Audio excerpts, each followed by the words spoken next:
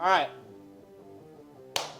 Intro time. This is the Hunter Ellstrom Media One of One podcast. We did try to film one other when we were out at Bowfest a couple weeks ago, but unfortunately, with the band in the background, the audio for the whole podcast just didn't work out. So we got Cam here today. We're going to go over a little bit of what we have going on this season, some of the things that we look for to find success in those hunts that we have planned for this year.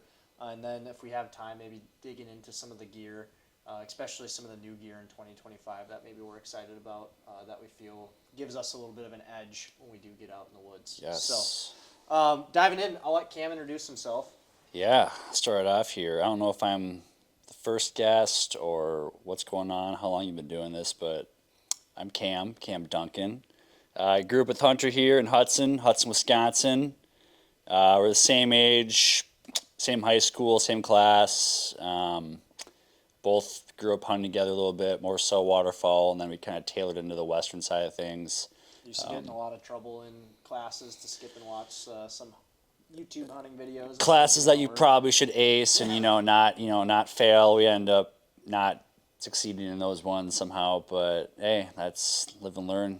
Hey, if there's a chance Mrs. Powers is listening to this, shout out. Shout out Miss Powers. Yeah, shout out Miss Powers. But yeah, no, we don't live too far away from each other, so we shoot bows once in a while, and we don't have any hunts lined up together this year, but we both have crazy falls ahead of us, so we're just going different avenues this fall, and we'll talk about a little bit. So yeah, what do you have planned for the year? So I'm starting off right away. I drew off a Wyoming General elk tag. So obviously that's you can do the archery and the rifle of that, but I'm going to go out there for 2 weeks chasing bulls with my bow. Me, my buddy Cody, who Hunter knows, and Cody's dad. We all got tags, so we all three drew, and it's a general tag, but like it's not an easy tag to draw by no means. I mean, it took me 5 points to draw that tag. It took them 6. We went as a party, so I mean, it might take me another 5-6 years to get it again. And I've heard there's good elk numbers out there, so going for 2 weeks, 2 full weeks, probably 14, 15 days. So I'm going to take full advantage of it, and that's what I'm starting off with. And then it's funny you actually bring up the fact that it takes you a while to get even just a general tag in Wyoming. I right. know Remy Warren just put out his elk video. Oh, did he? A couple days ago, but he talked about having 11 points and how he just kept missing the units that he wanted to draw because of point creep, and it should have been a certain thing if he had just one more point, but he kept chasing it year in and year out. And maybe that's something we could cover too, is just right. If you are looking to hunt, I'm an advocate of hunt some of those easier to draw tags just to get you out in the woods, but obviously depending on people's strategy and schedule, maybe it makes sense that you wait 20 years for something, but right, 100%. But yeah, I know you have some other hunts. Yep, starting off with that, and then come back here doing the whole whitetail thing, just run home for a while, and then I did draw should I say the state? I don't know if I should. It's kind of a hidden gem.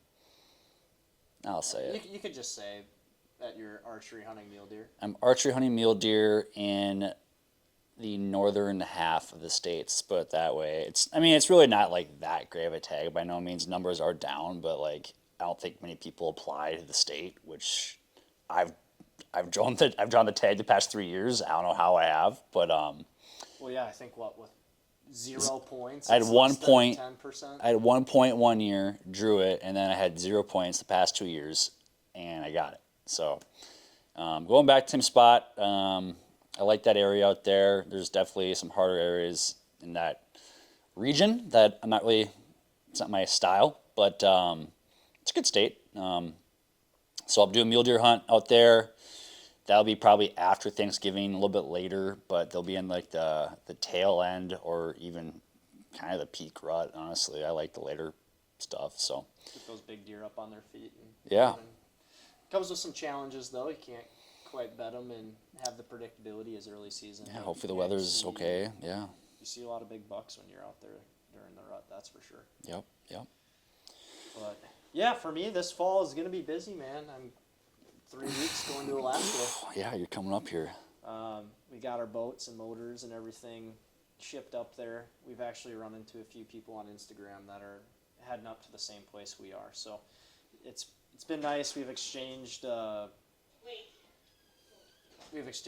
in-reach numbers and all that, just in case something goes catastrophically wrong. But so we got Alaska for moose. Might pick up a bear tag while we're there. Yep. You never know. We're gonna have moose carcasses down around camp, so might be a good thing to have. And then I'll be back home for 2 weeks. Then I'll go out to Montana for the opener of rifle and archery season. And then from Montana, another 3 weeks after that, I'll head to where I'm hunting mule deer this year. It's also an area that I'd prefer to keep hush-hush for right now because it's getting harder to draw tags. Yeah, no, I feel you. Getting busy. Did you talk about your Idaho tag? No, yeah, I drew a good Idaho tag this year that I basically just thrown in the garbage. You can return them, right? So yeah, I could return it for like $36.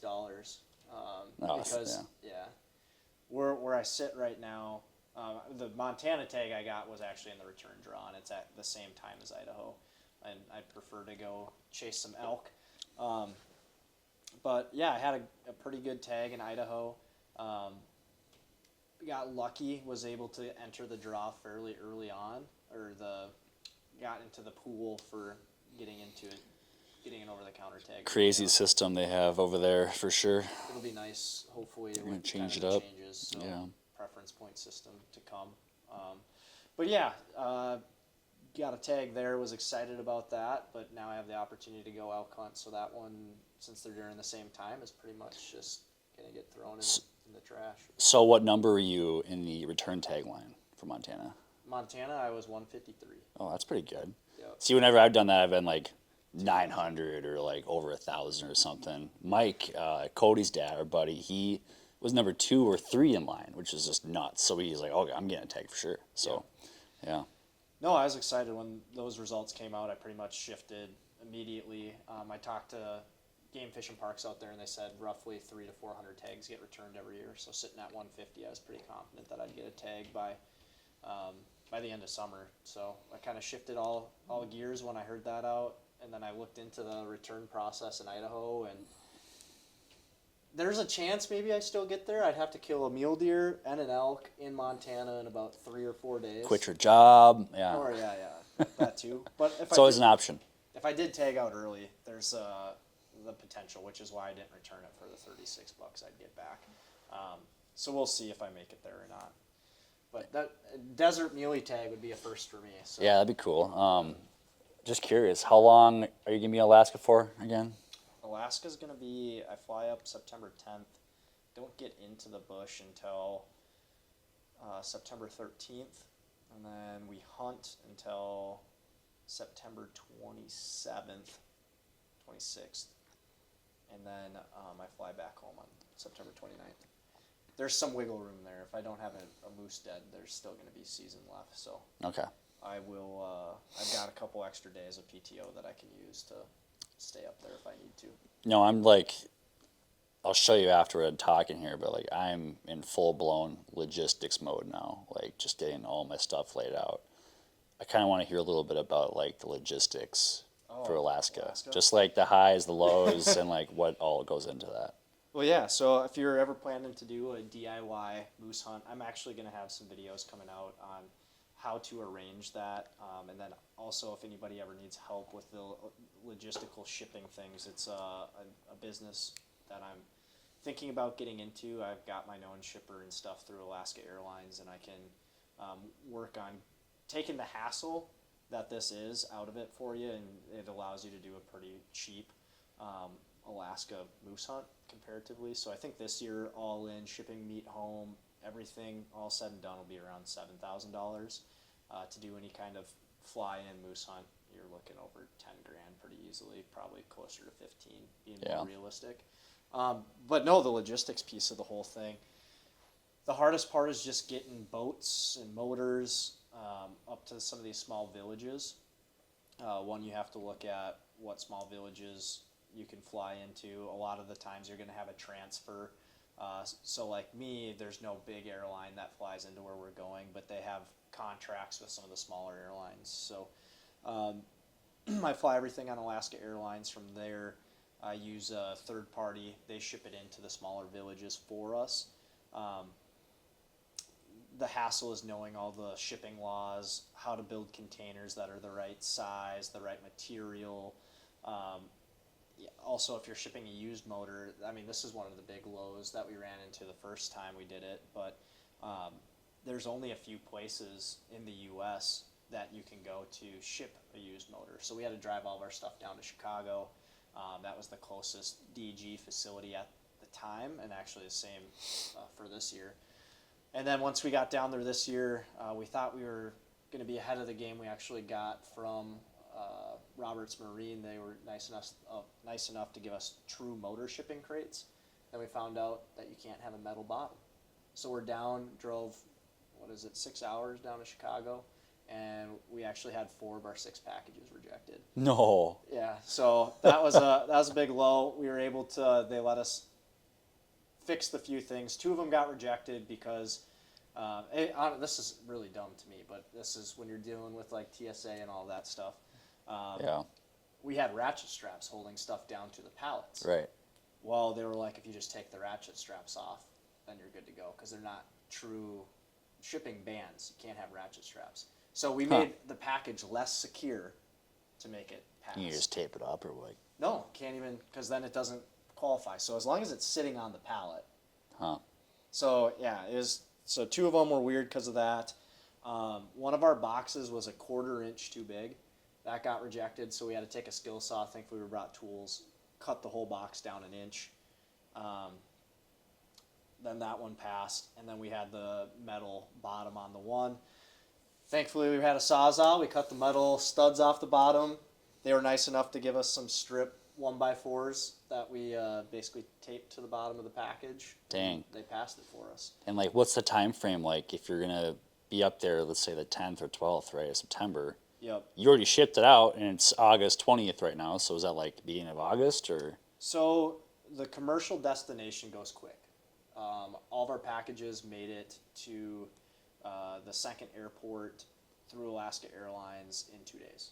Okay. They then sat in the warehouse for a week to 9 days before they all got to the small village. Now, it could take another 2 weeks, or it really just depends on weather and what's ahead of you. Right. Actually, the problem we're running into right now is that they got there sooner than we thought. So we don't know if the warehouse is going to hold them until we get up there. So one of us might be buying a plane ticket early and going up and setting up moose camp 2 weeks early or something like that. So we'll see. We'll see what happens with that. But yeah, the logistics battle of Alaska is huge. The little plane that we fly into for our hunt, we can't have more than 100 pounds of gear on each. So you also have to think about what are you willing to just leave up there and give to the locals for free. I'm giving away basically my cot. There's some tools, and there's some things that we ship up in the boat crates that essentially you figure you're going to donate. Back. Yeah, you donate to the community up there. But Are you getting dropped off, like someone just picking you up and bringing you to I know what you're doing. So like, how are you gonna get to your starting location, basically? well, so this year it depends on the village you go to, but we rented a truck for $350 for about 4 hours. So we'll use that truck to get all of our gear from the airport to the river, and then we've got about 70 miles up the river to get to where we're going to set up camp this year. So the 70 miles, depending on how high the water is either going to go easy. We've only got prop boats this year, same as 2 years ago.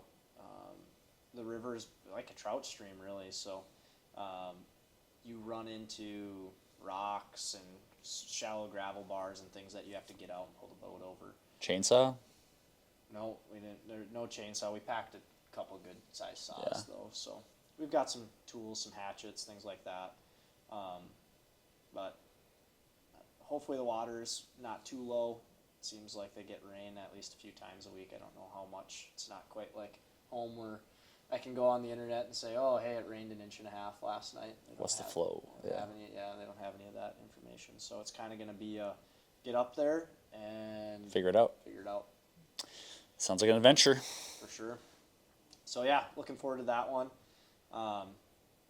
Man, I'm no moose hunting expert, but the first time we did the trip, it's cool. I mean, it's like hunting anything else out west.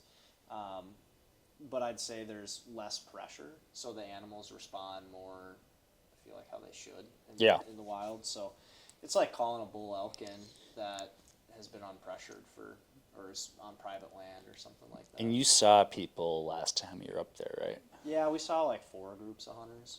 Yeah. But I mean, it's big country, so like... And most of those people have jets, so they can get up the river quite a bit further than we can. Gotcha. Nice. Well, that's cool. Yeah, someday I'd like to do that eventually. I know it's getting a little bit tougher and tougher to do that tag, but that's cool. And then after that, so you're coming home for a little bit, right? Chasing good old whitetails around here, and then... Then I'm going to the elk woods. We're going to the elk woods. Going to the Grizz country again. Grizz country, but with a rifle. So. Yeah, a little bit, yeah. And I bought a 10 mil this year for Alaska. Nice. The Smith & Wesson. Got a stream light. I wasn't going to run a light on the gun. Have you shot it yet? Not yet. Oh, well. I gotta get out and shoot it.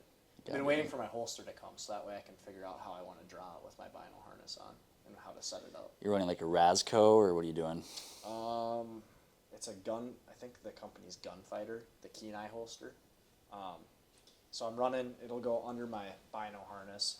And I should, well, depending. I have the Sitka bino harness, and what my rangefinder sits in is kind of where I was expecting to draw it. Yeah. But I might have to come up a little bit higher and try to draw it in between the bino harness and the rangefinder. I run the Razco, so it sits below my binos, and yeah, it's not like it doesn't bother me too much. Yeah, it might sit a little bit low, but I just tighten my bino harness as tight as I can get it. Get it up higher. Get up higher, and then you're right. So if I do have to draw quick, my rangefinder, I think it's in the way. My buddy Sawyer says it wasn't in the way for him, but I moved my rangefinder to my left side, which even though you have to go across your body to get to it. I'd rather do that than get charged by a bear and not be able to pull my pistol out quick.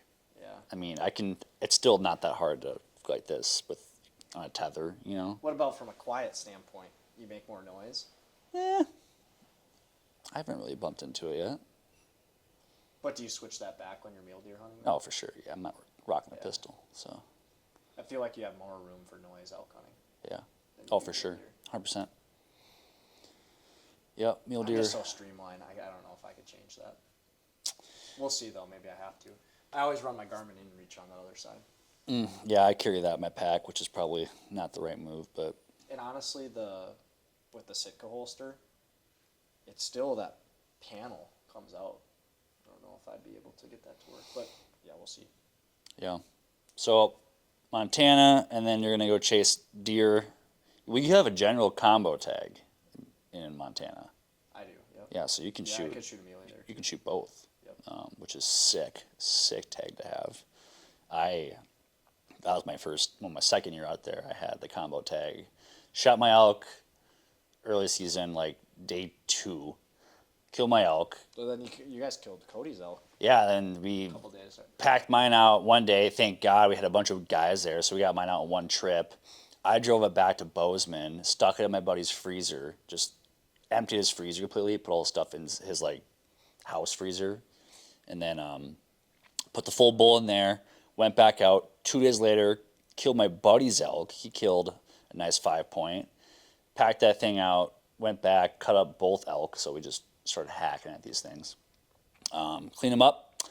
And off I went. Started driving home, and I stopped in eastern Montana and shot a mule deer on the first stalk, which was that feels pretty good. So I went home with 2 critters in the truck, which was pretty. That was your first muley too, wasn't it? That was my first muley at the bow. Yeah. Not first time hunting them, but first. First time killing one. Yeah. Yep. Yep. Yeah, we've ran around the hills and chased some muleys together. Yep. A couple times now. It's probably my favorite, I would say, right now. Yeah, I'd say same with me. Yeah. I mean, I like the elk game, don't get me wrong, but man, I have confidence mule deer hunting. Yeah, you've done it a lot, so you've had your fair share of trial and error. So I'm able to, well, knock on wood, I've gotten a few on camera too, self-filming, which is with a bow. it's hard. It's tough, Yeah, it's hard. but maybe now I need to try to shoot some bigger ones. Yeah, we both do. We both do. I mean, I don't know, the one you got in South Dakota last year, that was you ever put a tape on it? I haven't got back yet. I mean, I bet you that's 160. it's probably close, which is a pretty good buck for out there. Yeah. We both looked at that thing right away and we're like, I don't know, let's pass it. And then like it turned. I'm like, I think he's a shooter. I think he's a shooter. We saw it about, well, his horns were up in the trees. He was a little skylined when he came out, and his rack was up so high that it just looked like tree branches. And as soon as he actually moved from looking at us, Cam and I both looked at each other and were like, yeah, it might be one to shoot. Yeah, and then I look around, there's like 15 does. I'm like, oh yeah, he's got to be a shooter. I mean, he's got 15 does. I didn't see another buck in there. Could you imagine if that deer had some mass? He's a stud. It'd be like a 180. It's a 180 frame. You just For sure. Yeah, I mean, those bucks out there don't get a bunch of mass, except that one we did see when some other guys were packing out a buck and they had that thing was just pop can antlers on that thing. I couldn't believe that it. buck I passed was pretty heavy. Yeah, for sure. He was heavy Not all the way out too. Not quite as heavy as that one, but that was a good buck. Yeah. Should have shot that. Yeah. I regret that. Yeah. But it was day 3, because we packed your deer out day 2. Hunter's like, yeah, you can't kill 200-inch bucks if you're shooting 160s. And I'm like, all right, yeah, fair enough. I'm like, we got time. We got time's on our side, and we were in some good-ass country. So And we hunted another 3 days, and right at last light, 2 bucks came out. well, we also got pounded by like a storm. Oh, yeah, we lost our tent. Yeah. I got super sick. I was coughing and had the chills. Yeah. Decent buck walked out at 500. I thought he was bigger than he was. So we are waiting. So we are going to to talk come about out. this. All right. So let's talk about this a little bit.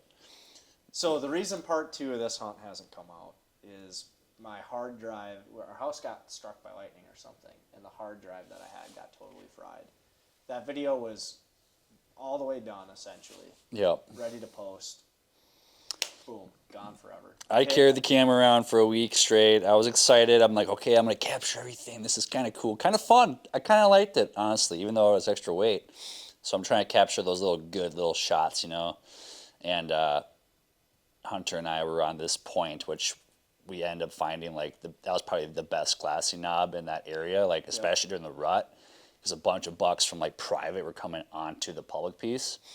And they can just go off in all these little fingers. And we're sitting there just tired. We're kind of worn out, like watching deer here and there. And then the last light, all of a sudden it was like ants coming out of an anthill, just like deer. And it's country that we were glassing all day, where you would have been like, there's no deer in that finger because we've already looked at that finger. Yeah.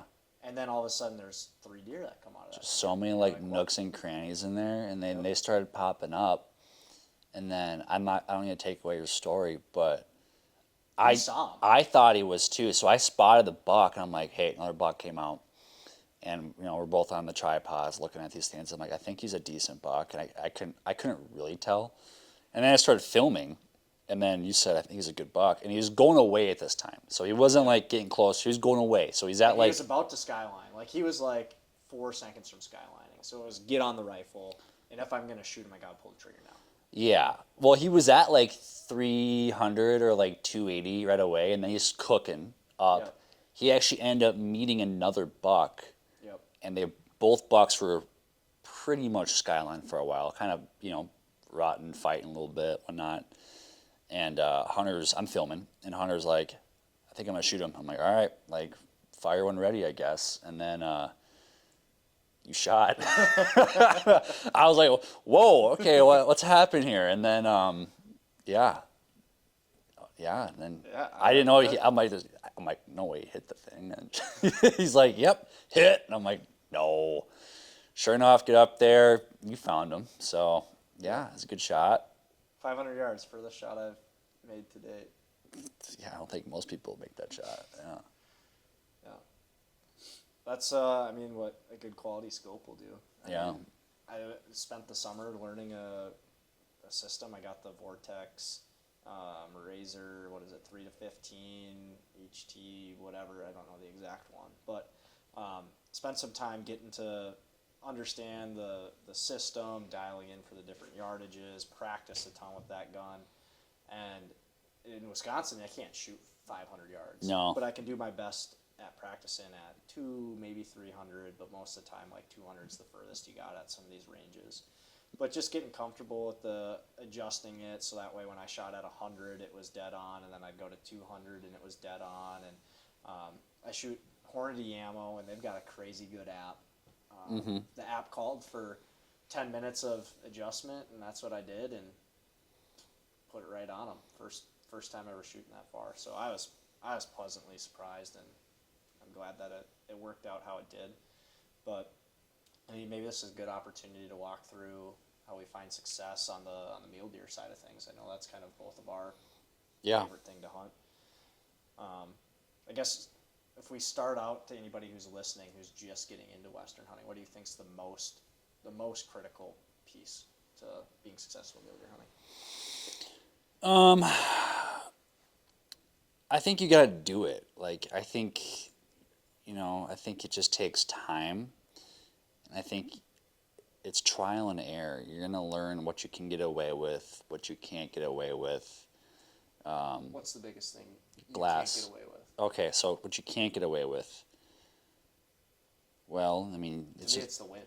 It's the wind. Like, that's number one with everything. Pretty much whitetail, elk, and mule deer is like you gotta play the wind right. Even if you're glassing. Like, okay, I'm gonna glass this area. What's the wind doing? Sure, they're not gonna smell you if 1,500 yards away, but they'll smell you 500. I've been busted by deer 500 yards away, glassing. I'm like, why are all these deer leaving? Oh, that's right, my wind's going that way, and I'm watching deer funnel out. Well, one of the biggest things I never realized, especially growing up. So, like, when I was growing up, deer hunting, wind wasn't a thing. Yeah, me too. Well, and also, I also was under the mentality of I'm wearing scent lock. They can't smell me. They can still smell me. Oh yeah, I can smell you. But there's days that I'd go out and I'd hunt a field edge, and I'd see 30 deer. Next day you go out, see no deer. Mm-hmm. And I just never really started putting those pieces of the puzzle together until I started hunting big game out west. And it's like, hey, my scent's blowing down into that draw where all these deer are coming out to this field. There's no reason for them to come out. They're hitting my scent and saying, danger. Yeah, no, thank you. Yeah. So I think the most critical thing, and honestly, even the first probably year, for sure the first year, maybe even into my second year of mule deer hunting, I didn't know about the wind. Yeah. I just enjoyed hunting. We were waterfall hunters, and so I had this. We snuck up on a lot of snow geese. Yeah. And it's spot and stock, and that's what I used for my knowledge. Like, hey, get some terrain in between you and the animal. Go slow, be quiet. Move fast when you can move fast. Move slow when you gotta move slow. And so I really didn't know about the wind, and I don't know at what point I figured it out. If it was reading an article somewhere, listening to another podcast, but I heard, eventually you pick up on how important the wind is, and that changed the game for me big time. I mean, there's so many times you'd see a deer bedded up in some spot, and by the time you get there, he's gone. No matter how quiet you were, and you'd be like, what's going on? Well, he smelled you 500 yards away because you weren't paying attention to the wind. Yeah, it can only take 5 seconds of the wind that swirls or goes the wrong way, and the gig's up. If you're close, you have one little swirl in a second. The second, yeah. You could be sitting there within 30 yards waiting for that deer to stand up for 2 hours, and you have one little gust of weird wind, and that deer just blows out of there. Or it could be 200, 250, and then you're working in slow, making your stock, and the wind's good the whole time. You're checking in, and all of a sudden you're like, ooh, that didn't feel good. And then you're like, hopefully it didn't get to him, and then you see the buck bounce away. You're like, that's all it takes. How many times have you not seen that deer bounce away, and you think he's still there, so you waste another 3 hours of your day just to find out that he slipped out the back door? Yeah, and then another thing about mule deer hunting that I've learned too is, if you didn't see them leave on a stalk, you need to, your mind plays tricks on you, right? So you have to assume that deer's there. Like, you can't give up. Like, you can't give up in the stalk and like take the shortcut, or like, oh, he might not be there anymore. Yep. No, you have to assume that deer is still there or in the area, and you got to be hunting the entire time. Well, and it's crazy. Some of those buckbrush patches are so thick that I've gotten into range on a deer, and I've gotten over that buckbrush, and I personally think I can see every inch of it, whether I've got a high vantage or, Yeah. It's a small patch, and you don't see any deer in there. And you might give it half hour, and then you're like, oh, I'm just gonna kind of sneak up there if he's still there. Yeah. And then all of a sudden he blows out the back, Mm-hmm. and you're like, I was in range. Yeah. I should have just sat there all day. Yeah. But like you said, your mind plays tricks on you, where it's like, are you sure sitting here for the rest of the day is going to be a good idea or not? Yeah, and that's why I think it just takes that trial and error, and like the more times you mule deer hunt, the better you get, because your first year you're gonna learn a lot, and you're gonna make those mistakes, and that's part of it. I mean, even the best hunters like Remy and Brian and everyone else, like, they made every mistake in the book, and like we both have made many mistakes, so we're just trying to reduce those mistakes, so now that you learn them, you don't want to repeat them, so that's what we're trying to get after. Well, and I guess another kind of thing that we should get into is, I mean, we're talking about stalking. You got to find deer first. Mm-hmm. What are maybe some of the things that you look for now or have confidence in, or what's kind of your go-to when trying to find deer? Yeah. 'Cause I feel like that's the biggest struggle, and that's the biggest hurdle to overcome, is you get out there for your first time and you're like, I didn't see anything. Right. Yeah. So I think, I've done a lot more research now, and like just knowing mule deer in general, and like learning what they're feeding on, and just their biology behind them. Right. Like, first of all, I'm looking for more open terrain. Let's just keep that, like, that's just the general thing. I'm not looking for the big timber north side slopes. Like, sure, deer are definitely in there, probably big bucks are in there, if they are, but I'm trying to find the deer, right? So right, if I'm going out for first light, and first light is the most important time to be out there right away, right? Like, you need to be on the knob before light. Yep. At your spot, ready to glass. Not walking up the knob when the sun's up. You gotta be on the eyes or on the glass first light. And I like glass in that open terrain, specifically southwestern slopes, south slopes, feeding features, because they're going to be feeding at night, and then they're going to be going into bedding. Yep. They feed to bed. So I'm looking at the terrain, where they're feeding, and then they're going to work in the bedding, and then maybe they'll have to shift, or, but once I see a deer that I'm going to shoot or I'm interested in, attention's on the deer. I'm not going to go move or anything. If I see the deer, I'm watching that deer, because it takes 3 seconds for the deer to move, and you're like over here looking at something else. Okay, where's the buck at? He's gone all of a sudden. And you're like, crap, I got to go find where this deer went, Yep. So eyes on deer, eyes on glass. That's my key takeaway there, I guess. And I would agree. The only time I would disagree, during the rut, you have a little bit more time. Yeah. You can turn bucks up middle of the day. Oh, 100%. But any other time of the year, right away in the morning, is going to be your best for making a plan of deer that day. Right. Now, in the evenings, you can also get on good deer. Mm-hmm. The only problem is time's against you, and so it might be a play where you have to come back the next day. The other thing I would say, too, in finding deer that's kind of stood out to me personally is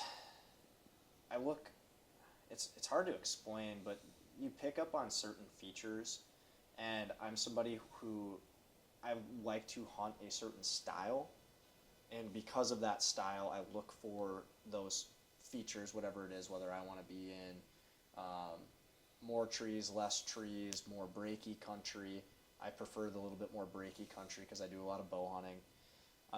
It allows you still the ability to see deer moving around, but then also be able to have terrain to stalk. You get too wide open, that makes it tough. Yeah, we're not talking like antelope flat country. Yeah. We're talking like a little bit of terrain in there and whatnot. So. But I think you need to find something that builds your confidence a little bit, because you're either there's two things I want to kind of cover there. Is when you have the confidence in the area, or a certain type of terrain, you're going to hunt it well, even if you're not seeing deer. But it also gives you the ability to make a call if I need to move. Mm-hmm. Like, hey, I've seen this kind of country before. It's not working how I want, so I need to move to find deer. Yeah. Like, how many times have we walked into good country together and we'd be like, there's no deer here. Yeah. And then you don't want to spend too many days there. Yeah. You gotta be mobile. Especially with EHD, CWD, you throw some bad winters in there, these deer get really pocketed up. Throwing pressure too. Yeah. Where we find deer, we find a lot of deer.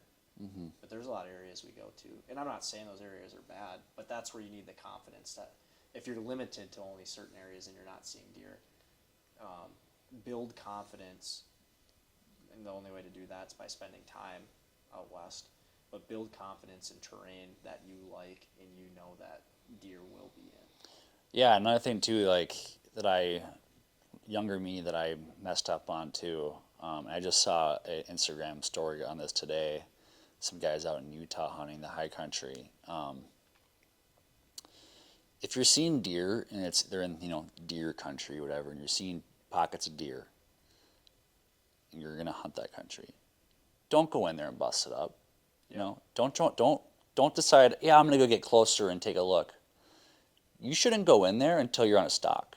I feel like, in a sense, because you don't want to blow up the whole, like our spot. One deer it's a you small spook. area. Yeah, one deer that you spook runs up that gully. It's taking every deer with it, and there goes your big buck that was in there, along with scent, obviously, and whatnot too. Like, you don't want to get your scent in there. I think that's a good topic, but let's come back to it because the one piece I kind of wanted to transition into, since we're still looking for deer, is obviously glass. You run 2 different sets of binos. I run a spotting scope. What's kind of your philosophy? Now, this is for somebody that's learning, right? Mm-hmm. How do you recommend finding deer through glass? Because that's a big part of hunting out west. Yeah, obviously money is a factor into that too, right? Like, first of all, you buy the best glass that you can afford. So, whatever you can afford, you spend the money on it. Whether that's, are you going to be fine with just 12 by 50 binos if that's all you can buy? For sure. Yeah, and if I'm going to spend one thing, it's going to be binos over a spotter. Like, that's my opinion. Say that you had $700. Would you buy $300 binos and a $300 spotter? Or would you put all of that money into just one pair of binos? I'd probably put all the money into one pair of binos. So quality glass. Yeah. That's my opinion. Yeah, I'm a big fan of, especially when you're starting out, and this kind of gets into the topic that Cam was going towards. But I think you need to build that experience, unless you waited 20 years for some points and you're on some crazy hunt where you don't want to shoot a little deer. I think you should go on stocks. Because all of a sudden, if you turn up a big buck, you're gonna mess it up. I mean, more than likely without that experience going on several stocks prior. So one, I think if you're just getting into it, I run 12 by 50s, and I'm able to tell that it's a buck.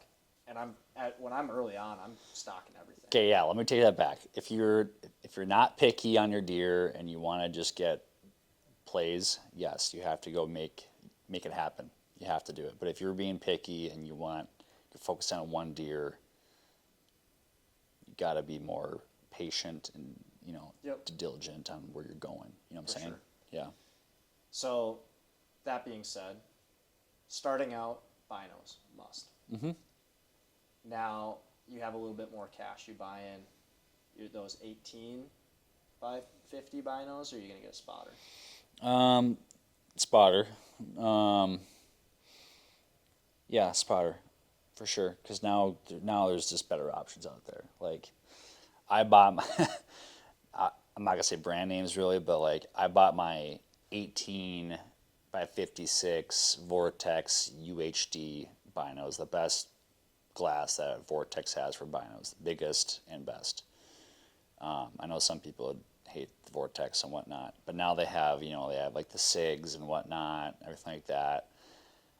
Ideally, I'd want like a pair of 12 by 50s, like a mount on a tripod, like you can still get out there and see stuff. And then if you have the extra money, get the spotter, because you're going to spend 90% of your time looking through your binos. Yep. You use your binos to locate your deer for sure. For sure.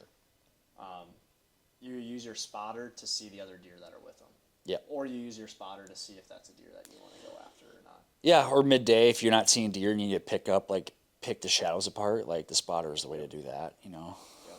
What would you get for that spotter? It doesn't have to be a specific name brand, but like what size are you going to go with? I'd probably get the 65. There's obviously there's bigger ones. So you do like what, a 20 by 60 by 65? Yeah. Okay. Yeah, I mean. Because the spotter that I ran last year is the 20 by 60 by 85, but that's heavy. And I've switched my whole game plan up this year. I went with the 13 by... The small one? Yeah, it's 13 by 39, I think.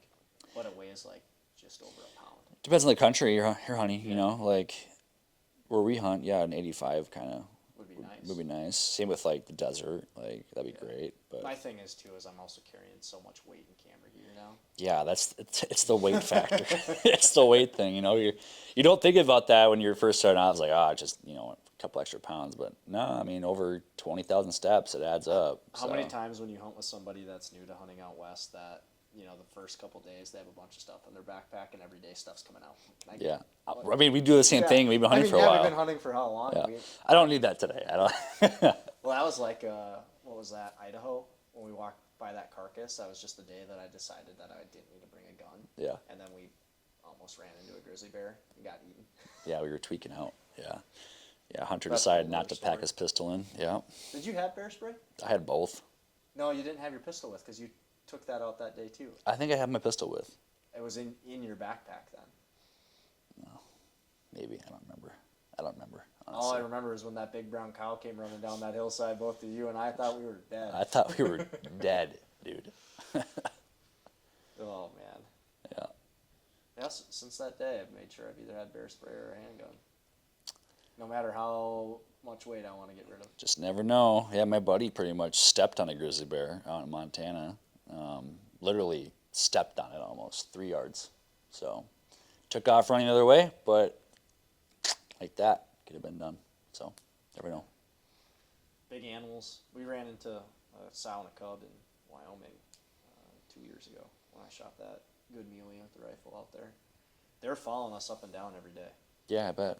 Yep. On your tracks. On our tracks every morning. We had to hike the same trail up the mountain. And every morning we'd go up, and then on our way down we'd see that the grizzlies followed us up. And then the next morning when we'd hike up, the grizzlies had followed us down. And we were just going up and down together, and they were waiting for us to shoot something and try to beat us to it. Darn buggers. Yep. We ran it. I seen them. Keegan was down below me on the ridge, just a little too low to see him there, like 600 yards. Yeah, so I guess I can touch into that too.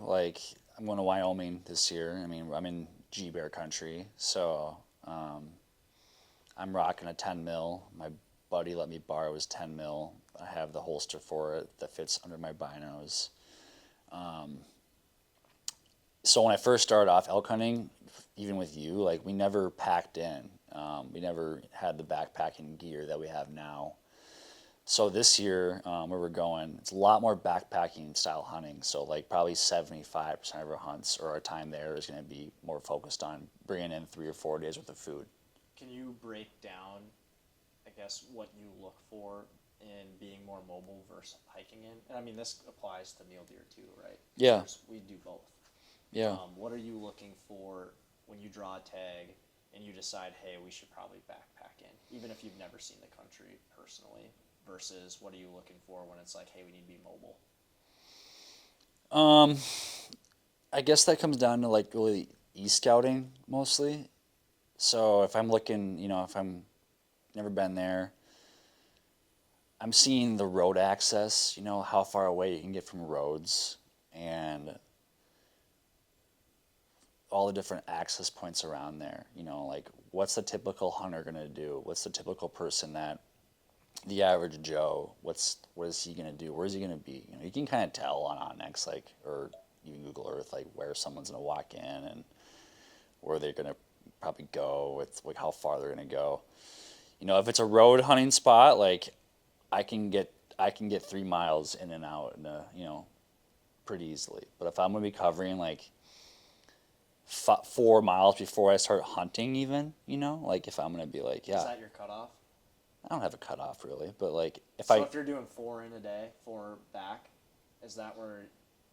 We've done it. I mean, we've done more than that. We've done like 6. Like, there's the one spot we muley hunt, and that's 5 miles one way. Yeah. And we do that every morning. Yeah. And out in the dark. But we can't backpack in there. Yeah. I mean, that's the thing. We would if we could. For sure. Yeah, I mean, I am just used to backpacking because I can I get more sleep, save more energy, I feel like. Oh, for sure. So the problem when you have to hike that far out at night, because generally, at least we're waiting until dark. We're both, it's kind of a morale killer too, because like you get out, you're a little bit crabby, you're hungry, and you're like, darn it. Now you got to make or find dinner. Yeah, most of the time, if you're road hunting, now you're going to the bar. Yeah. to hopefully get there before they quit serving food. And then there's deer back in there, and you're like, gotta do it all again tomorrow. It's the same thing, So that's why I like backpacking. You just save a little bit of time, maybe a little bit of energy. Sure, you're gonna have more weight in your back going in and out, but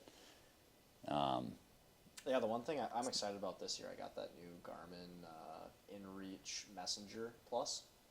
That like the little square thing? Or? Yep. Yeah. So it works just kind of like the Mini 2, but now you can send like pictures and voice texts and stuff like that. Oh, that's cool. To me, I always like the first person I always call is my dad when I see something. So now I can at least hopefully get him a picture. But not everywhere we go. I mean, like Alaska, he'd have to wait until I come out of the bush to know what we shot, but it'll be cool to... Can you go on Tinder in that thing too?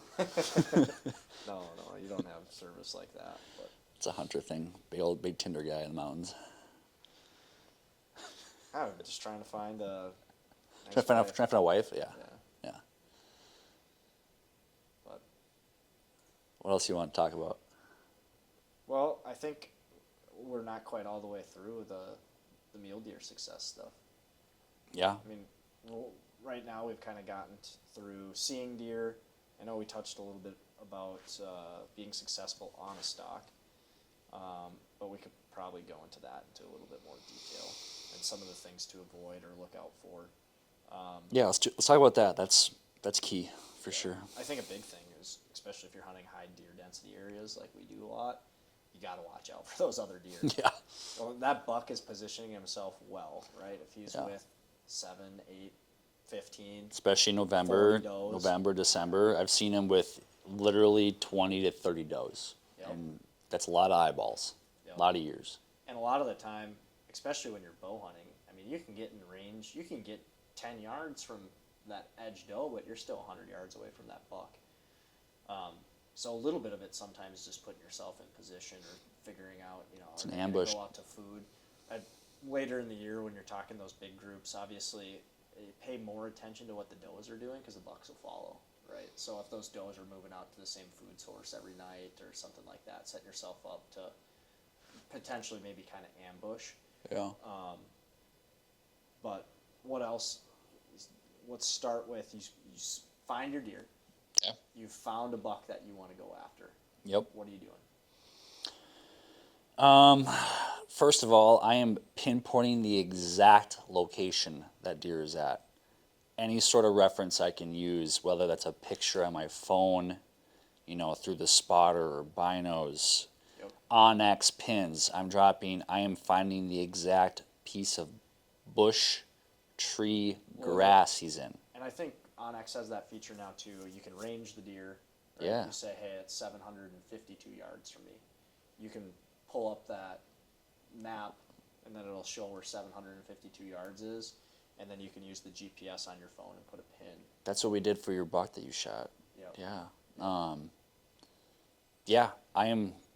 I'm putting a pin exactly where that deer's at. That's number one. Or as close to, or because that terrain always looks different. You can look through a spotting scope, and when you get down in that stuff, it is way different than it ever looked in a spotting scope. That's when your mind starts doing weird stuff too. You're down in a gully and you're like, was it this finger, or this finger?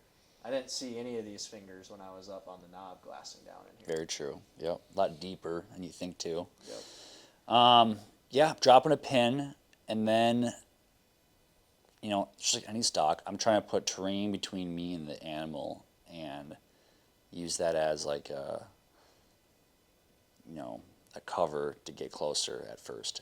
And I'm obviously playing the wind, right? So like, I find where the wind's going, what's it doing. I'm even looking at I'm looking at the forecast, if I can, the forecast of what the wind's gonna do, Yep. Play that thermal game, Let's say you spot a buck that beds down by 10, 11 a.m. and you think that buck is in his primary bedding spot for the day, because a lot of times they do bed twice, So once it's in its primary bedding spot and you're gonna make your move, I'm predicting what the wind is gonna be doing the rest of the day. And then that might be having to like go somewhere else and relocate that buck, or What are you going to do if you have a bad wind on that deer? well, it depends how frisky I'm feeling. Like Second day of the hunt, you got a week. if it's a bad wind, Yeah, it's big buck. I'm not risking it. I'm letting it sit, let it move, I'm watching it. Maybe get a different angle, and like an angle where it's safe. Yeah, I mean that's called deer hunting. It's not. It's a patient man game. Yeah, I think that comes back to your point that you're trying to get at earlier with, you can't just go in there and bust your deer up, especially if you're trying to target something bigger. You gotta have a very solid plan put in place, and sometimes it's better waiting. What I've learned too is like, just gut check it, right? Like if your gut's telling you like it's not gonna work, it's probably not gonna work. Like it's probably not. So I mean, how many times have we said it's gonna work and it doesn't work? yeah, I mean, that's stock and mule deer. yeah. If it's it might work, like it could, like Sometimes those pan out. I mean, it's all yeah, but it's a game, and yeah. getting out there and trying. But yeah, day 2 and not good wind. I'm sitting, I'm watching, or then Day 2 bad wind rut, getting closer. seeing if something changes that you can make a play. Yeah, I mean the rut stuff, just weird stuff happens. Yeah, you might not see that deer again for Weird ever. stuff happens during the rut, which is why I love it. It's like elk hunting for deer. Yep. I mean, and that deer could very well breed that doe and then Move on. move. Yeah, I mean, then you catch them on the move. Yeah, where we hunt, like you said, high density deer area. Treat it like an elk hunt too. Like if you can get close to a doe and that buck's bedded by the doe, hunt the does. That buck is going to come up and scent check those does eventually. I'm curious, and maybe somebody that listens to this, if anybody listens to it, comment below. But we have a thing that we're going to bring grunt calls and rattling antlers this year. Because how many times have we watched bucks thrash each other middle of the day, mule deer hunting during the rut? And yeah, it's something extra to carry in, but a grunt tube, that's pretty light, and you can do a rattling bag pretty easily. I want to know if anybody's had success doing that for muleys. Even like you're not seeing anything and it's quiet. Well, look at that knob we were on. Start rattling. They might stand up, and might all of a sudden deer might just stand up. Be like, "What was that?" You can get the glass on then. Think about every time you come over a little ridge, glass it for 45 minutes or whatever, and you don't think you see anything. Crack your rattling antlers. Yeah. Something going to stand up and be interested. Maybe we should start keeping those sheds that we find. There you go. Don't even need to bring rattling antlers. Yeah, just fine. So that's it's like hunting for your calls there. but a grunt tube, that's pretty easy. Yeah. Yeah. Weighs nothing. Think about this. How many times have you been caught by a little bit of movement? And do you think if you could have just grunted, those deer would maybe settle down a little? Oh, it's just a deer down there. You probably have a better chance. Something to think about. I don't think it would hurt anything. I've never tried it, but if anybody's tried it, I'd be curious to. Yeah, me too. Just hear what the success is. But, all right. So we talked day 2, not going in there. Let's talk a little bit about. You do have a good win. You found that buck. You think you have a play on it. Mm-hmm. What are you looking for to kind of acknowledge that you have that play? Like maybe the wind's good. You got some terrain features. Like what gives you that aha? We're good to go. probably the terrain feature, mostly, like I think I have a better chance if I'm between 40 and 60 than I do if I'm within 10, unless I'm like right over the top of it. If I'm coming shooting straight down it, like, yeah, you have a good chance. But if I know I'm going to get to like 15, 20 yards, it scares me a little bit. That's honestly a good point. It scares me a little bit. I personally don't think I'd get closer than 40 yards. Yeah, I've learned. Ask my buddy Tyler Vags about this. I had a nice buck.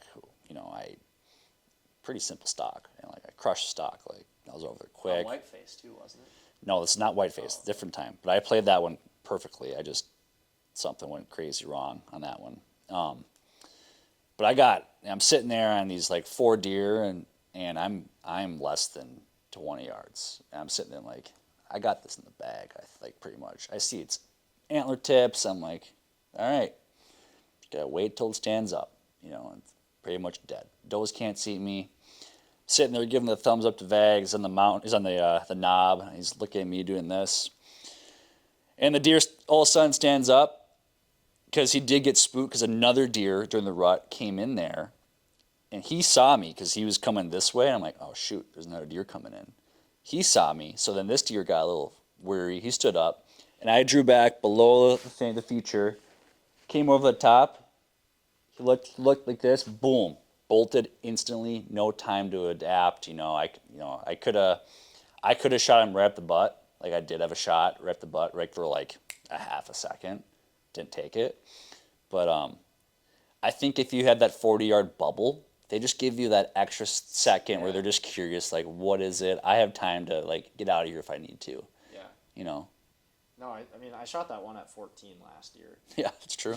But there was probably sustained 30-plus mile-an-hour winds, gusts. Like, it was ridiculous. Yeah. And so, when he stood up, he was still trying to figure out, like, am I just wind or what's going on?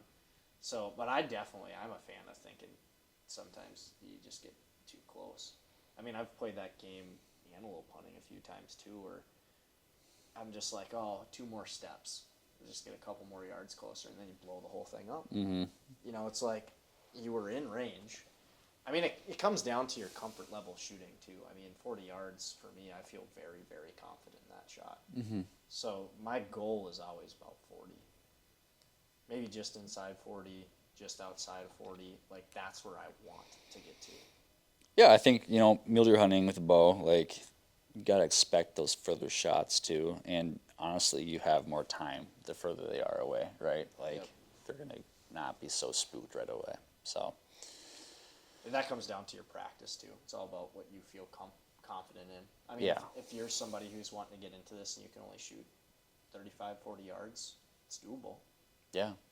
It's just you're going to fail at a lot more stocks. And I guess I don't know how many times I could have got closer because I stop at 40 yards a lot. Like, I get to 40 and I don't need to push it. Mm-hmm. Could I have gotten to 20? Maybe. But I don't know. That's my bubble. So figuring out what your bubble is is a good tip, too, when you're starting out. So terrain features, obviously the wind's got to line up with those terrain features. You can't come over the top of a cliff if the wind's blowing right down to him because he ain't going to be there when you get there. But anything else you're looking for? Are you purely looking to try to get him in that bed, or are you going to what constitutes not playing that move where it's like, maybe I think he's going to move off to this food later tonight. Maybe I'll try to catch him crossing, or do you play that game at all? Yeah, it's how I killed my second buck. It's just scenario based, I guess. Yeah. You gotta look at. Most of the time. It's adapting. Adapt. So one thing to think about, like you said, is deer typically will have to rebed. They'll bed up sometime in the morning, or they're going to be sitting. Eventually, they're going to run out of shade and have to rebed. Mm-hmm. So that's one piece that is something I'd take into consideration when thinking about kind of alternative plays, is how long is he going to be in that exact spot? Where's close? Maybe he's only going to move 10 steps and rebed. Yeah. But maybe he's going to run out of shade on that hillside where he's going to have to move 100 yards. Yeah. and then you're going to have to re-find them. So that's maybe a sit and wait scenario where I'd see the more longer term play before I'd make a move. I guess I'm trying to think of just other weird things that have happened. I've ruined this. Like, I got busted on a stalk. I watched him bed in a great spot, and I booked it over there real quickly, and it took me about an hour to get to him. Like, it was slow. It was no wind. And I was at 30, and I'm like, this is where he was. Like, he's in, like, this is where he was. He's not, clearly not there anymore. Like, his bed's, like, he's not in his, I could see the actual bed with, like, the piss stain where he was sitting, you know, and I'm like, he's gone. So I go two more steps, really quiet. I'm like, yeah, he's gone. Yeah, sure enough, he rebedded about 5 yards away down this micro cut. Boom, he bounces out, stalks over. And if I would have just known or used my brain, turned my brain on, and that was his first bed of the morning, he was probably going to rebed. Another thing, too, I mean, we talked about it just brief, but I spend a decent amount of time looking to see if I can see any other deer that I'm going to bump from here to there. For sure. And then you have to, there's times where no matter what, you're going to bump deer, but it's bumping deer in the right direction. So maybe you go way around, maybe you drop down into a certain ditch or gully to try to get those deer up and away, instead of if you came around a certain way, pushing them back down to the deer you're going after. So that's another big thing that I look at too before going on a stalk. And sometimes, depending on how and where all those deer are, is also another time that maybe I'm going to play that more. Hey, I'm going to get as close as I can, but which way are these deer going to push out or feed out of this tonight? Because more of my goal here is going to be kind of sit and wait, have some of these does walk by me, and then hopefully that buck comes down. Yep. More of an ambush style approach. Yep. So I guess moving on to the next tip, and this is where I've maybe got a little bit to talk about too. You're in range. You've gotten to in range. Mm-hmm. You throwing a rock to get that deer to stand up. You waiting them out. What are some of your tips to maybe even closing that last 50 yards? Because the last 50 yards is so hard. You get 100 yards from a mule deer pretty easily. But. Yeah. Mm-hmm. Yeah, the last 50 is the hardest. First off, the rock thing, done it. We both done it. Like, Has it worked for you? No.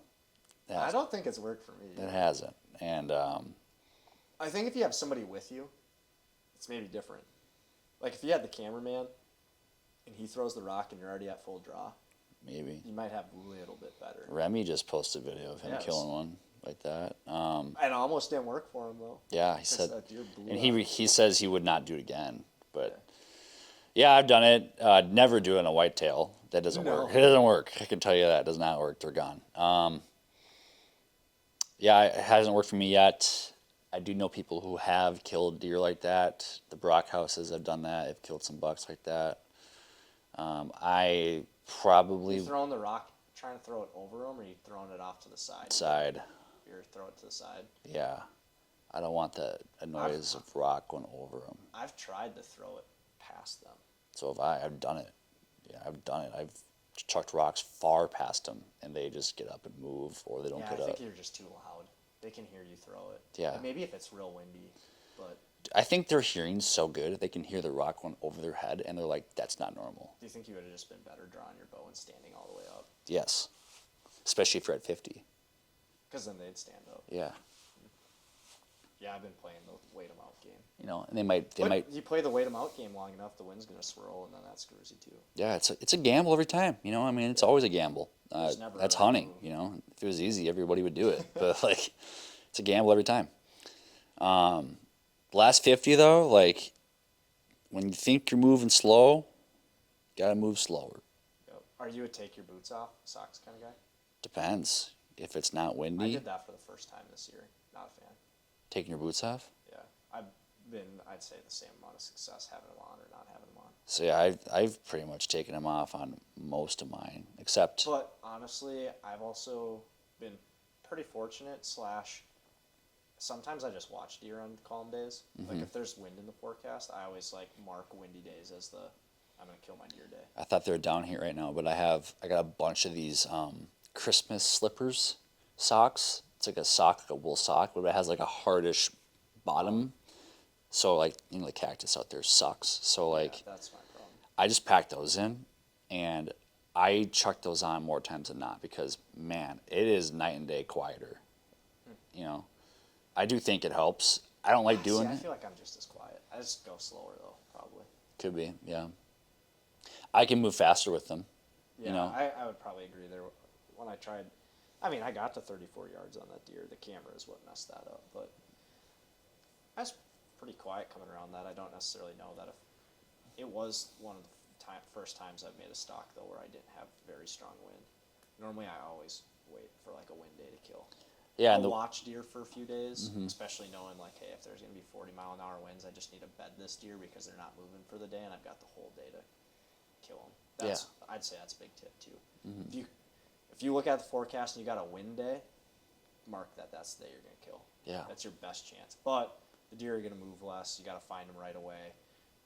They're going to be tucked in out of the wind, so sometimes they're going to be harder to glass up because of that. But if you find a buck and can bed a buck on a windy day, heck yeah. But also like if it's windy and if they're gonna be bedded up in the wind, like you can also glass into those areas that don't have with the wind in your face. It sucks, but that's where the deer are bedded, man. So you just gotta think about that kind of stuff when you're out there. Well, there's a video, probably 5 years ago now. Chris B, Travis Johnson, they shot 2 bucks in a minute.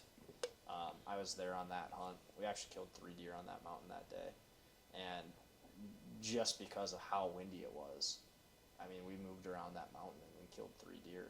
And there was deer all in bow range. Like still hunting almost. Yeah, when Travis and Chris dropped down in that gully, Chris shot an 8-pointer, and then with all that ruckus, it only made another buck just stand up, like it didn't know what was going on. Mm-hmm.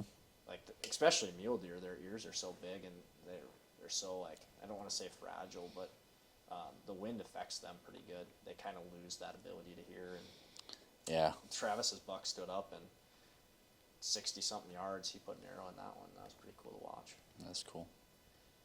But kind of closing that the distance too. Are you like, what's the most important thing to me? It's having an accurate range. So my rangefinder is always very accessible.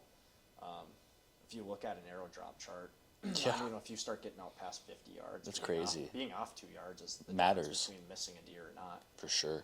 I don't know if I want to get into it right now, just because we've been talking for almost an hour. But man, I'm a big speed guy when it comes to archery. There's a lot of these guys that are shooting heavy arrows, especially in the Midwest. If you're not shooting a whitetail past 20, 30 yards. I thought you were meaning like speed, like pin on target, shoot quick type thing. No. I'm talking arrow speed. Arrow speed. So I've got my Hail on 32 juiced up. I bought specific strings and cables that are too short. Gets me up to 76 pounds on that bad boy. I don't know if that voids my warranty, Matthews, but probably someday those limbs will blow up. But yeah, I shoot a 440 grain arrow right now. Previously, I was shooting a 412. Shot a elk at 91.4 yards with a 2-inch expandable broadhead and got a complete pass through. Yeah. So there's all these guys shooting heavy arrows, but I don't think it's necessary. No, I agree. I used to be kind of like not on the heavy arrow train, but like really like kind of pay attention to it. Now I don't, more say. I just want mine between like 4. Like my arrow's heavy right now, and like I don't even like it. Like next year I'm cutting them. Yeah. And if I could get my arrow back down to 412, I would. I switched a few years ago, and I have a bunch of arrows, and I don't want to buy new ones. like 60 yards and 63 yards, like you said, like that could be a miss. And like the faster bow you have, faster arrow, like you have more forgiveness. So. And you're playing a game of inches. Having a 20 feet a second faster bow, I don't necessarily know how much that does for you, but if it gets me an extra yard of, error, maybe a yard and a half of error, I'm going to take that yard and a half versus having a super heavy arrow to punch through some shoulder that you're not going to punch through at 60 yards. Right. Aim back. Or yeah, wait, I was going to ask you about that. like when you pull back on a deer, a mule deer, not a whitetail, Yeah. are you aiming like crease? Are you aiming like middle, or like what's your strategy on like on a Honestly, broadside shot? I, I'll tell you. I don't think I've ever had a broadside shot, to be honest. Yeah, I've always mostly shot quarter and away, and then I frontaled that one last year. Yeah, I'm trying to think. I don't know if I've ever shot one completely broadside. I shot one quartering to a little bit, just a tad, and then Yeah, there you're hugging quartering your shoulder away as much as you can. But like on a broadside shot, let's say, obviously you know where you're going to aim on a quartering away shot. You're going to aim, last rib or like offside shoulder, right? Yep. But like a broadside shot, let's say 60 yards. I'm probably going to hold 3 inches off that crease. Yeah. Give myself a little room. It also depends on if I have a crosswind though. Yeah. I mean, you can play. If you have a crosswind that's going to push you away from that crease, hold it on the crease. Mm-hmm. But if you're having a crosswind that's going to pull you the other way, I'm probably looking like center of the lungs, depending on how heavy the wind is. I mean, I kill my deer a lot of the times on windy days, so sometimes I got to aim. And that's another thing, too, that I don't think people practice shooting enough. I'm also a drop your quiver, try to make my bow drift as less as possible. For sure. Like, I'm a big advocate, shoot without the quiver on. And that's also how I practice shooting, though, knowing that a lot of the times if I have the opportunity to take my quiver off, I'm going to take it off. But you need to shoot in the wind a little bit. For sure. How many times do you go out and you shoot in the wind and you're like, this is tough. I don't want to shoot in the wind tonight. You got it. Yeah. You got to figure out. More times than not out west, like, it's going to be windy. Yeah. Especially on a day you kill, because if it's calm as heck. I want it windy. So. It's tough to stalk a deer. Yeah, I want it windy. But, no, I've guessed at ranges, because there's a lot of the times you can either pop up and get a range, or you can pop up and get a shot. And I've played both, and I am way more successful when I get a range, risk getting the range, and shooting the deer. I'm probably 0 for, maybe I'm like 1 for 10 on the guessing. That's just the guessing the yardage and connecting. Unless I would say outside of 40 yards. Anytime I would have to shoot outside of 40 yards, if I don't have the exact range, it's just too risky for me. I feel like you just gotta know your bow very well too, and like I had a buck actually come in like an ambush style stalk where it was feeding and fighting other bucks and whatnot, and I ranged it at like 65. And then I was ranging stuff around it, and it started coming towards me. I didn't have time to range, and because it was looking at me, it knew something was up, but it started walking towards me. That was weird. Yeah. And I drew back, get ready to shoot, so I guessed, and I had to use my middle pin and so my indicators. I have a top and bottom indicator, so I know what my top pin's at, and I know what my bottom pin's at. My bottom pin was set for 65. Top pin was at like 40 something. I'm like, okay, it's not 40. Like, it's probably near my middle pin. Like, it's a guessing game. Yeah. Like, maybe people won't like that take that shot, but I knew my middle pin was somewhere within that 55-yard mark, and like I used that pin, I killed it.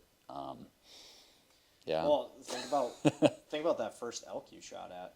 Not to bring up a story, but whatever. I mean, we had a buddy that had the range, which is unfortunate. That was actually the second bull I shot at, by the way. And yeah, the first one you hit a tree branch, though. That wasn't necessarily your fault. Yeah, just the arc of the arrow. Yeah. That branch up there. We had a good range on that elk, so that might have been a different story. But yeah, the second one you shot at on that trail. That was crazy. It was 36 yards. We thought it was 60. We thought it was 70. We guessed like 60 yards for the first shot. And it was 36. And I watched my arrow sail over its back, broadside. And I'm like, it looks pretty big. In the side picture, And I'm like, it looks pretty big. And I pulled back on it, and like it was last light, and I should have just ranged the dang thing, And people. Well, you were at full draw. Yeah, it came in quick. It came in hot. Yeah. Like I came in on a string. Yeah, and shot right over its back a couple times, not just once. And then the last shot I took. We had a yardage. I'm like, what is the range? Someone tell me the range. I'm just slinging arrows over here. And then someone's like, 48 or 46 or something. And I'm like, no way. Like, no way. But then I recorrected because I was hitting the sagebrush. I pulled the rangefinder out on that one. Yeah. Yeah, originally. And then I hit 48. that one. Yeah. Yeah, but then the second time I rearranged, I was actually 61. And then just after that, you touched that arrow off and hit him in the brisket, unfortunately. But yeah, we had him at 36, and that first arrow was a real disappointment because I would have figured it was gonna. He was broadside too. Yeah. Well, live and learn.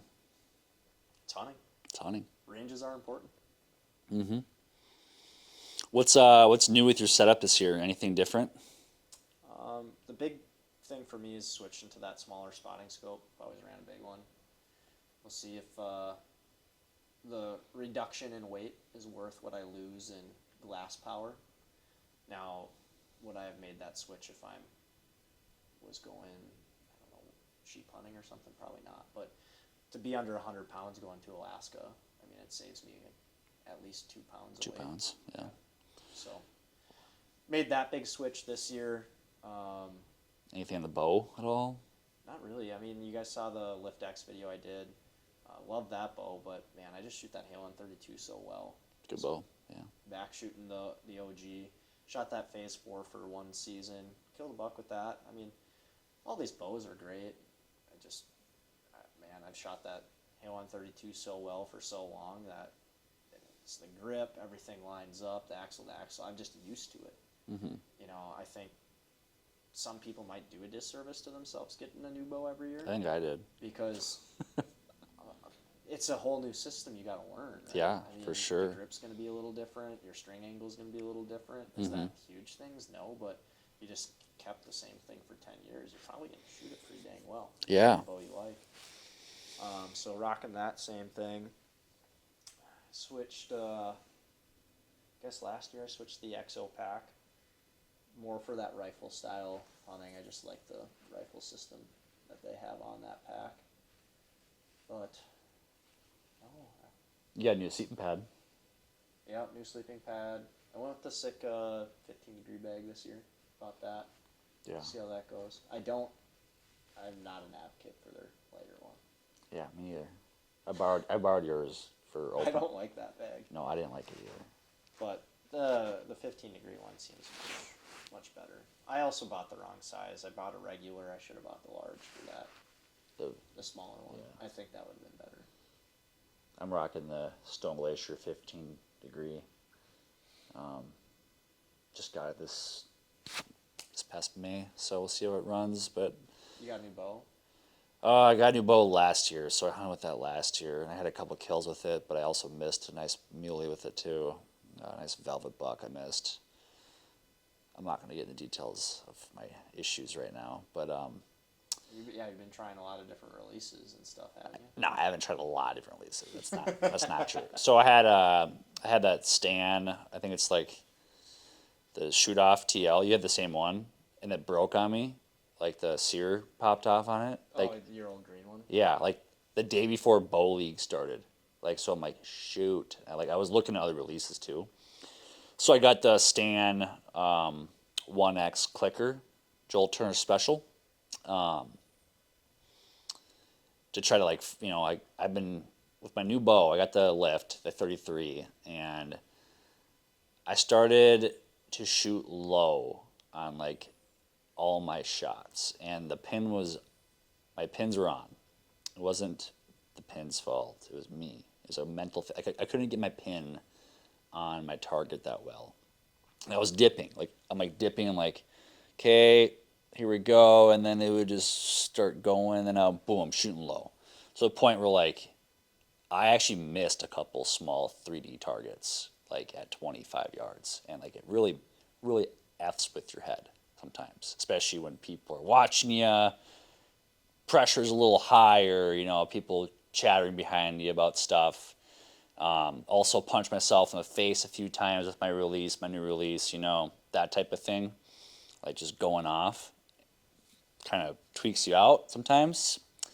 So yeah, then I started shooting not very good, going through the whole target panic thing, which if you shoot long enough, I feel like you will start to feel some tendencies of that at some point.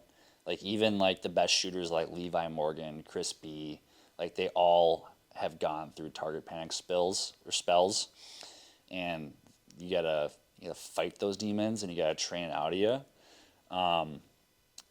I also went to a couple of 3D shoots last year outside where it was just like pretty embarrassing, like missing targets quite a bit.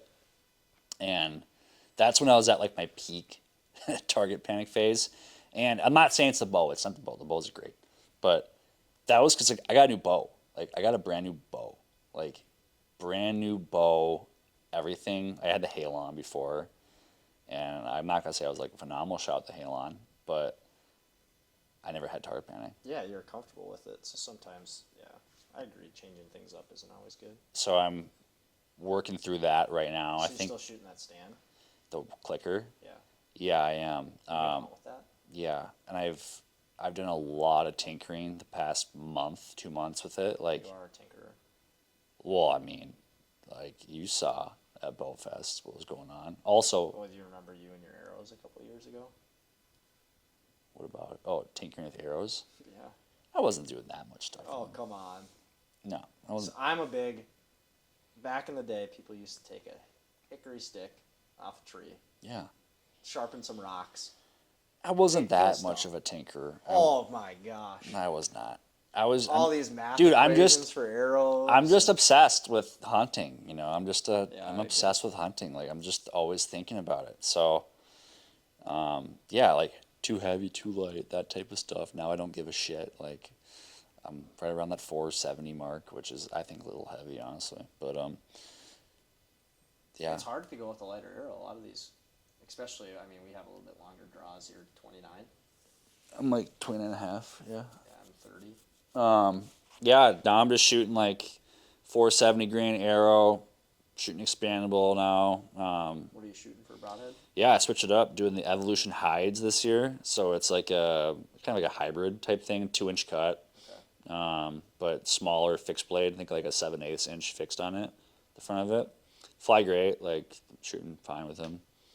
Biggest thing is the release because it's the click. It's got the click in it, the thumb with the click. So I had that thing set pretty heavy. So I actually talked to Joel the other day about it. I'm like, hey man, like I'm not getting to the click on these 3D targets, and like it's just going off all of a sudden. He's like, oh, you have it set too heavy. Like lighten that thing up so it comes to the click quicker. You know, you can feel it. Put some travel in it. You know. So now it's like come back, put pin on target, click. All of a sudden I'm clicked. I'm ready to go. You know, rather than like when is this thing gonna click and it just goes off because you have too much thumb pressure on it. It's all about your preload. So I've been tinkering a lot with that. Yeah, no, I'm ready to go. I mean, I just need to. It's all different when a big bull or big buck walks in front of you. Let's put it that way. What goes on? It's all muscle memory at that point. So. Oh yeah. Every single time I go to shoot at an animal, it feels different. Yeah, When I'm it's like you almost shooting at a target. almost black out. Yeah, yeah. The other thing I changed this year is I went to the beast broadheads. Did you? There's probably gonna be a lot of people that hate for this, but I don't think there's anybody listening at this point. Yeah, If you are, thanks. dude. Nothing wrong with the beast broadheads. They're great. I figured if I feel like hitting a moose in a rib is more substantial than hitting a deer or an elk in the rib. Duh. Yeah. So I'm like, if I can give myself 5% better chance with the bone avoiding technology, it's worth it on a moose hunt that I'm spending that kind of money. Accurate. I mean, you can shoot a moose. Let's be honest. Yeah, but I mean I've never had a problem with those Schwackers not being accurate. Those are field point accurate broadheads. I bet you the beast store too. That's what. Why am I drawing a blank on his name? But Bomar. Omar, yeah, I mean, that's what he claims.